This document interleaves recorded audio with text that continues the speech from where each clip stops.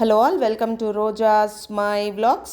మనం ఇవాళ శ్రీ విష్ణు సహస్రనామ స్తోత్రములోని 49వ పాదము 49th పాద నేర్చుకుందాము.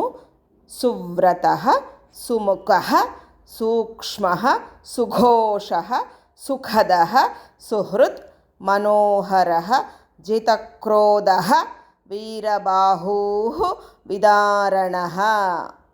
సువ్రత, సు అంటే చాలా చక్కనైన ఉత్తమమైన, వ్రత అంటే వ్రతము. వ్రతము అంటే ఏంటి? నియమం అన్నమాట.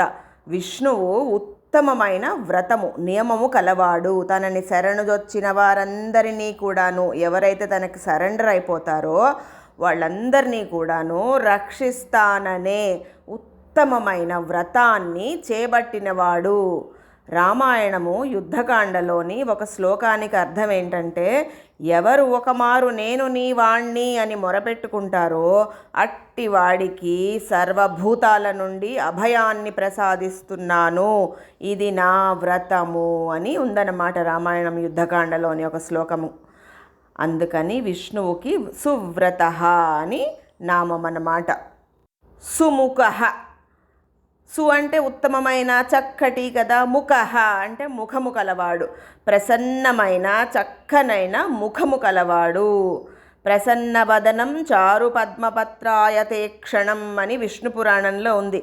సుందరము ప్రసన్నము అయిన ముఖము, తామర పువ్వు రేకుల వలె విశాలమైన నేత్రాలు గలవాడు అని విష్ణు పురాణంలో చెప్పబడింది. అంత చక్కటి ప్రసన్నమైన ముఖము కలవాడు కాబట్టి సుముఖ అని అంటారు.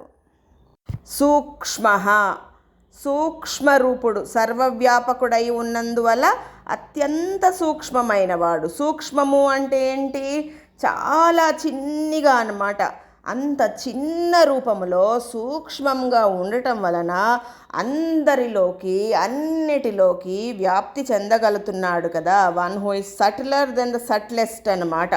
సర్వగతం సుసూక్ష్మం, అతి సూక్ష్మ రూపములో అన్నిటి యందు ప్రవేశించాడు. అందుకని సూక్ష్మ అని అంటారు. సుఘోష, సు అంటే చక్కనైన, ఘోష అంటే ధ్వని, సౌండ్ అన్నమాట.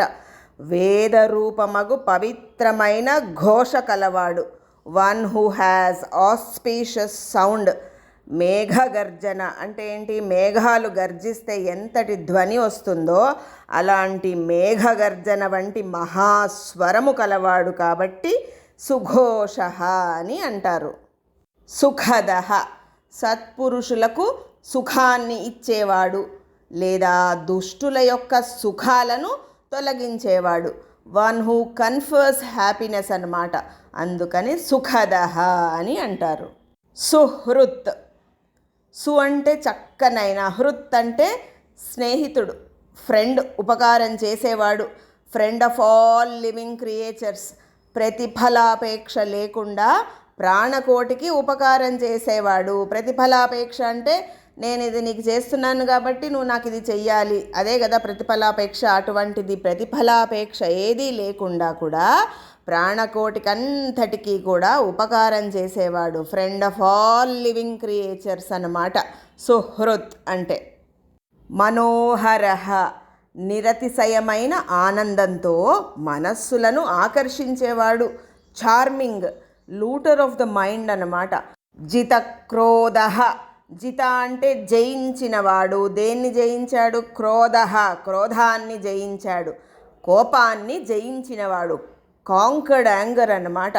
రాక్షసులు వేదధర్మానికి వ్యతిరేకులు కదా, కాబట్టి ఆయన రాక్షసులను చంపినది కేవలము ధర్మరక్షణకు మాత్రమే కానీ వాళ్ళ మీద కోపంతో కాదు. అందుకని జితక్రోధ అని అంటారు. వీరబాహూ, గొప్పవైన బాహువులు కలవాడు. బాహువులంటే భుజములు, చేతులు కలవాడు. అవి రాక్షసులను చంపి వేదధర్మాన్ని రక్షించడానికి ఎటువంటి వీర్య కార్యాలనైనా చెయ్యగలవన్నమాట. అంతటి గొప్పవైన బాహువులు కలవాడు. One who has mighty arms అన్నమాట వీరబాహూ అంటే. విదారణ, ధర్మ విరుద్ధులను నాశమొందించువాడు. ధర్మానికి ఎవరైతే వ్యతిరేకులో విరుద్ధులో వాళ్ళందరినీ కూడా నాశనమొందించేవాడు. వన్ హూ డెస్ట్రాయ్స్ అన్నమాట ధర్మ విరుద్ధులను. మనం చూసాం కదా నరసింహావతారంలో హిరణ్యకశ్యపుణ్ణి ఎలాగ నాశనమొందించాడో.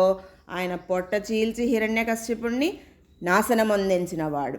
అందుకని విదారణ అని అంటారు. పాదం మొత్తము చదువుదాము. సువ్రత సుముఖ సూక్ష్మ సుఘోష సుఖద సుహృత్ మనోహరోజితక్రోధో వీరబాహుర్విదారణ. ఈ పాదాన్ని హస్తానక్షత్రము 1వ పాదంలో పుట్టిన వారు రోజు చదువుకుంటే మంచిది. రేపు 50వ పాదము నేర్చుకుందాము. Thank you for watching.